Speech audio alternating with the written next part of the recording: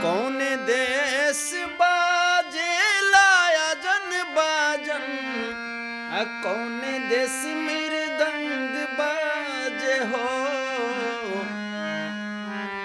कहवा से आवे अले आदित्य माला, सोनवा के रथ चढ़ी हो। केलवा के पात पर उगेले सूरज मल झाके झोंके, हो करे बे छठ बरतिया के झाके झोंके। लोक आस्था के महापर्व चैत छठ पूजा की शुरुआत हो चुकी है और चैत छठ पूजा को लेके आज तीसरा दिन है। लगातार पटना के घाटों पर छठ व्रतियों के आने का सिलसिला लगातार जारी है और ऐसे में पूरा बिहार में छठ पूजा की एक अलग महत्ता है। ऐसी मान्यता है कि अगर कोई भी मुश्किल दौर में हो, दर्द तकलीफ के दौर में हो, अगर छठी मैया से मन्नतें करता है तो उसकी हर एक मुरादें पूरी होती है। और पूरा बिहार और उत्तर प्रदेश छठ में हो चुका और छठ पूजा के मौके पर ऐसी मान्यता है कि छठ व्रती छठ के गीत ना गाए तो कहीं ना कहीं छठ अधूरा है। हमारे साथ भोजपुरी के प्रसिद्ध गायक संतोष रेणु यादव जी हैं और छठ का मौका भी है। लोग छठ के मौके पर पटना के घाटों पर पहुंच भी रहे हैं और ऐसे में जो शारदा सिन्हा समेत अन्य गायकों के जो गाने हैं छठ पूजा के मौके पर वो दर्शकों को हम सुनाएंगे भी। संतोष रेणु यादव जी, काफ़ी भक्तिमय मौका है, पूरा बिहार छठमय हो चुका है। कुछ ऐसे छठी मैया के गीत जो आपके करीब हो, जिसको सुनने के बाद पूरा माहौल और छठ मैया के प्रति जो लगाव है वो कहीं ना कहीं जाग उठता है। कुछ ऐसे गीत दर्शकों को आप अगर सुनाते हैं। चलिए, आपकी फरमाइश है और ज़रूर पूरा करेंगे। और जितने भी जो हमारे देवतुल्य श्रोता समाज आपके इस चैनल के माध्यम से मुझे देख रहे हैं, माता रानी का दिन भी है, छठ हाँ, पूजा भी है, परसों रामनवमी भी है। उनको सबसे पहले छठ महापर्व और रामनवमी की बहुत बहुत बधाइयाँ, शुभकामनाएं। छठ माता से आपका लगाव भी रहा है। हाँ, बिल्कुल बिल्कुल। हमारे यहाँ छठ भी तो हमेशा होता है और बचपन से हम लोग जो जैसे गीत हम लोग सुने तो शारदा सिन्हा जी, शारदा माँ हम लोग।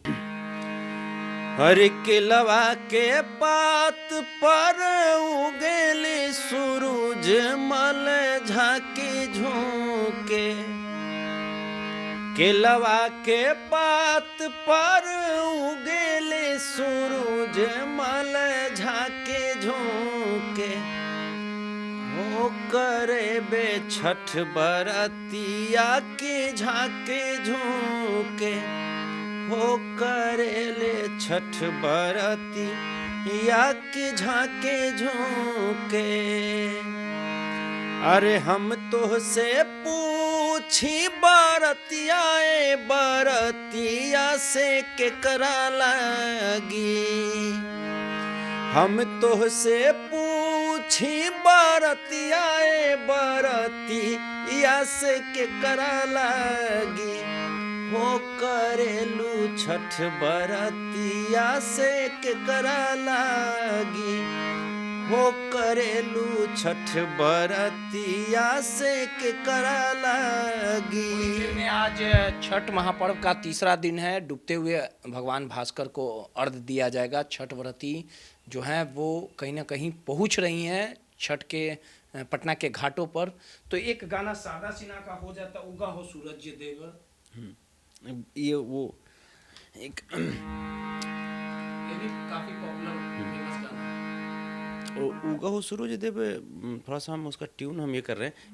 एक और जो मेरे दिल के बहुत करीब है और बहुत चर्चित है वो गाना,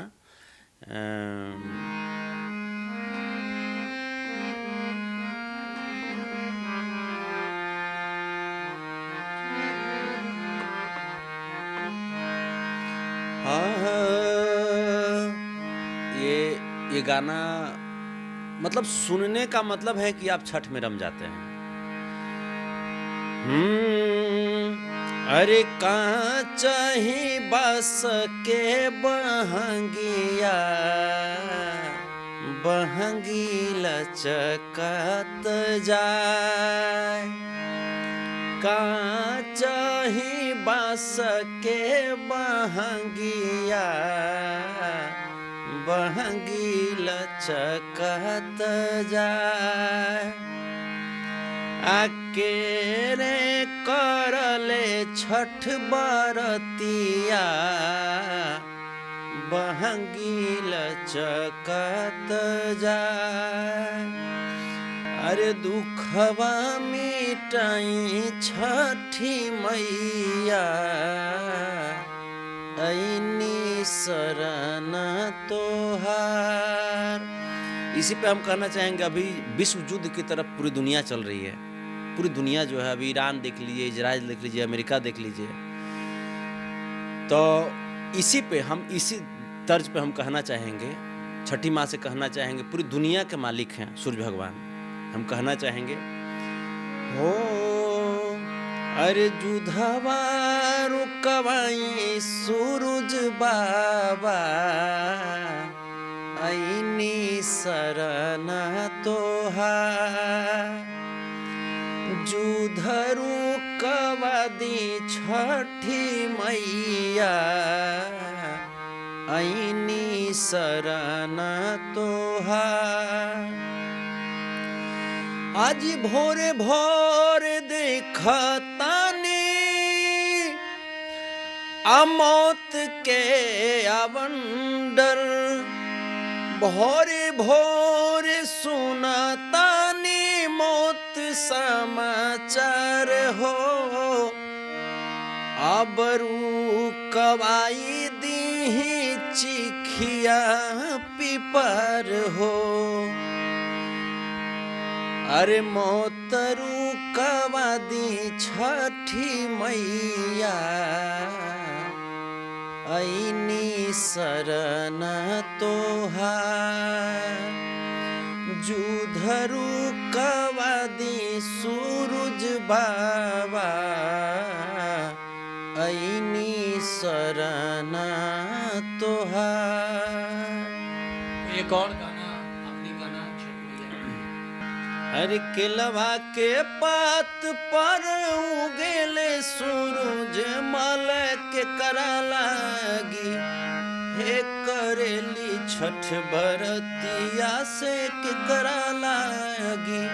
हे करेली छठ बरतिया से के करा लागी।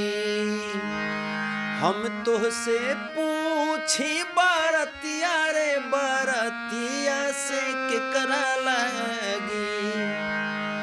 हम तोहसे पूछी बरतिया रे बरतिया से के करा लागी। हे करेलू छठ बरतिया से के करा लागी। हे करेलू छठ बरतिया से के करा लागी। अरे हमरा जे घरे में सोना जैसन बेटवा से उनके लागी। हमरा जे घरवा में सोना जैसन बेटिया से उनके लागी। हो करेलू छठ बरतिया से उनके लागी। हो करेनी छठ बरतिया से उनके लागी। अरे कि कौन देश बाजे लाया जन बाजन। कौन देश मृदंग बाजे हो।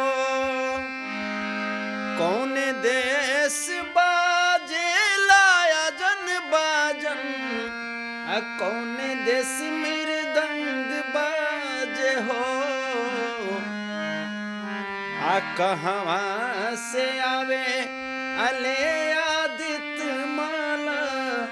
सोनवा के रथ चढ़ी हो। कहवा से आवे ले आदित्य माला। सोनवा के रथ चढ़ी हो। अवधा में बाजे लाया मिथिला में मृदंग बाजे हो, अवध में बाजे लायजन बाजन, मिथिला में मृदंग बाजे हो। स्वर्ग लोक से आवेले सूरज माल, सोनवा के रथ चढ़ी हो।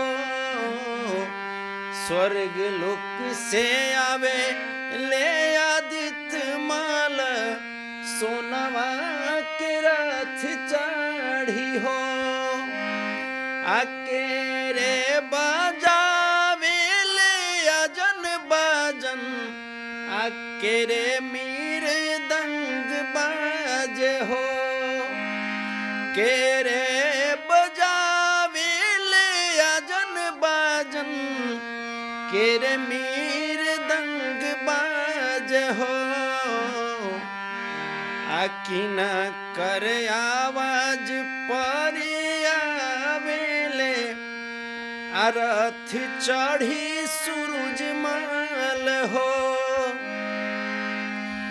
राम जी बजावेलन अजन बाजन, अरे राम जी बजावेलन अजन बाजन, जनक जी मृदंग बाजे हो।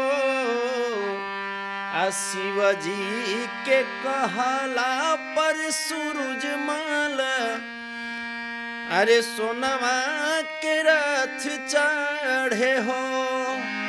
कुछ ऐसा ही कुछ था, हम से बहुत कुछ बीच में शब्द भूले भी, लेकिन ऐसा ही कुछ। और ये जो हो गया इतना, हो गया ना, ठीक है ठीक है। चलिए सीधे तौर पे वो आवाज में खनक है, जादू है। और आज डूबते हुए सूर्य को अर्घ देने के बाद कल उगते हुए सूर्य को छठ व्रती पटना के घाटों पर अर्घ देंगी और उसके बाद छठ पूजा जो है वो संपन्न हो जाएगा। सहयोगी राहुल के साथ रोहित, माय पीडीए समाचार पटना।